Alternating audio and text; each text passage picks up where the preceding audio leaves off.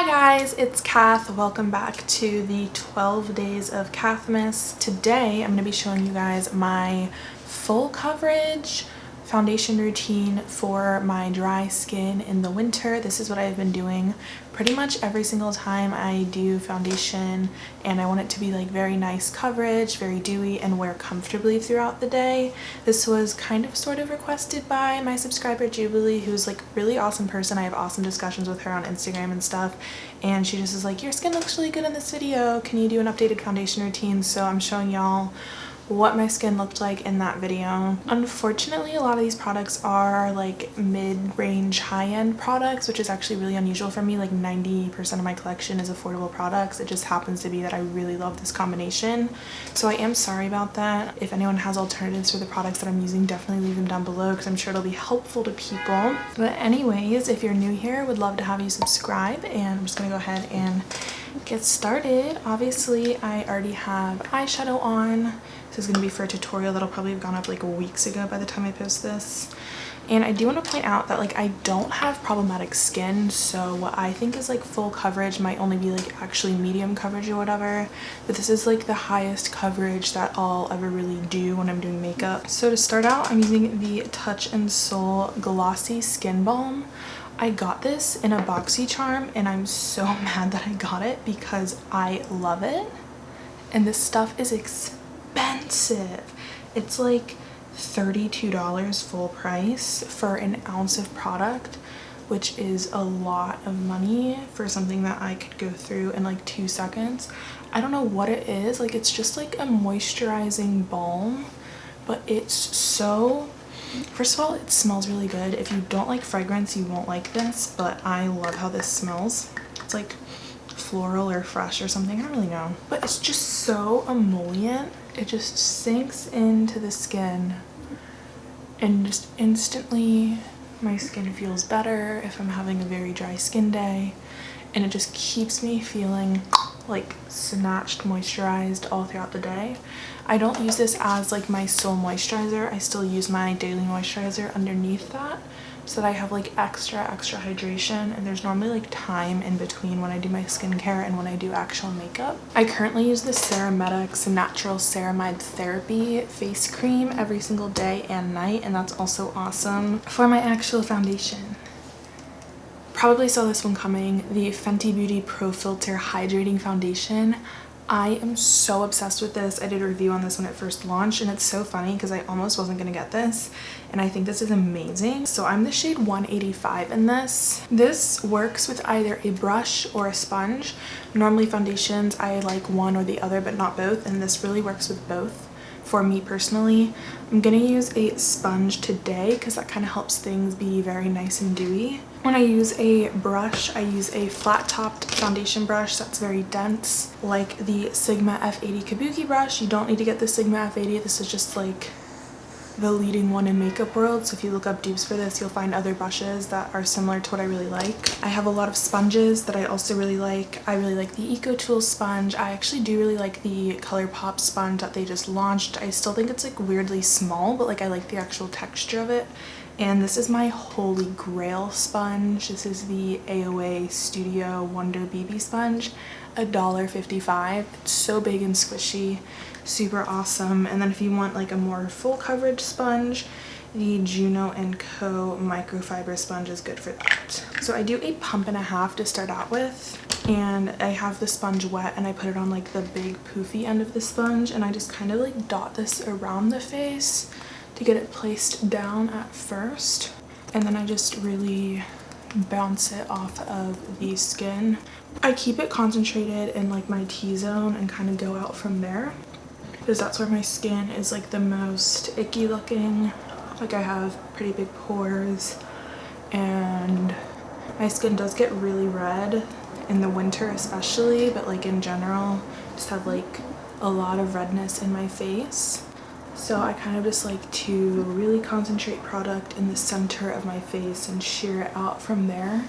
And this also helps because then you don't have like tons of coverage at the edge of your face, and you don't get like a solid line at your hairline or your jawline or anything like that, which this foundation is like a perfect match for my skin tone, so I don't really get that foundation line with it anyways, which is awesome. It's like one of my favorite things about it. And when I'm putting on foundation, I also avoid my under eye. That way when I go in to do concealer, I don't have tons of product like hanging out in my under eye, because that can lead to creasing, which I don't love and I don't think anyone loves.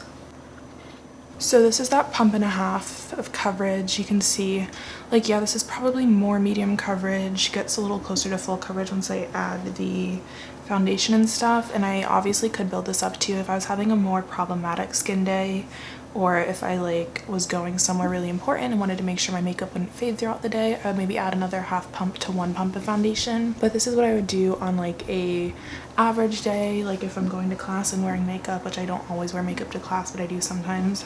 This is what I would do. And I'm going to do concealer. So I'm using the ColourPop Pretty Fresh concealer today. I have really been loving this.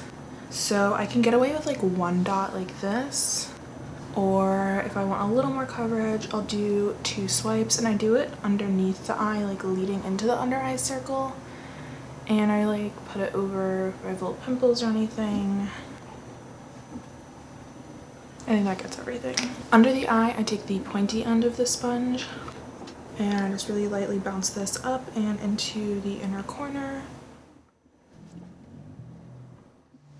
And then for the parts that are over my face, I just take the flat end, or like the rounded, more bouncy end again. I only set my concealer. I never set my entire face unless it's like a really hot summer's day or something like that. I just don't feel the need to. I tend to use foundations that have enough staying power, and I only find that my makeup really creases and fades in my under eye. So to set my under eye, I'm using the Milk Makeup Blur Powder in the shade Light. This is my powder that has the most like additional coverage to it, and I do find it does have a little bit of a blurring effect, which helps smooth out the skin. So I take the corner and I like put it in the under eye and carry it right into the T-zone where I have those big pores. And I am actually going to take this little Lime Crime like flat-ish brush and take a little bit of powder and just set over my pimple right here, just to add a little bit more coverage there. And what you can also do is if you like feel like you get a line when you set your under eye, you can take a little bit of powder and tap along the edges, because sometimes if you have a damp brush, it like really picks up a lot of powder, and this will help like shear it out, so there's just less of a noticeable line. Another setting powder that I do really like is the Joa Selfie Ready Setting Powder in Peach. This is like not the same as the Milk Makeup Blur Powder. It's not quite so blurring, not quite so coverage adding. I tend to use that more on natural days, but if you are wanting something with a lower price tag, I do really like this as well, and I think you would be happy with it. For some nice glow, I like to layer a cream and powder highlighter. My favorite creamy highlighter is ColourPop Super Shock Flexitarian. It has that like bouncy cream to powder texture. You can apply this with your fingers, but I also really like this with a stippling brush. This is the e.l.f. stippling brush, and I just kind of bounce it across the top and then dance that along the high points of the face.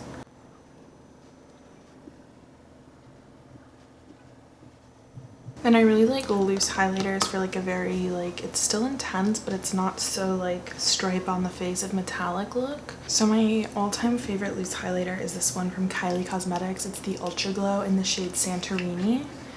And what I usually do is just get like the teensiest bit of it in the lid, and I'll take a giant like fluffy highlighter brush. So this one's from BH Cosmetics. It's their Studio Pro 18, and I tap off the excess.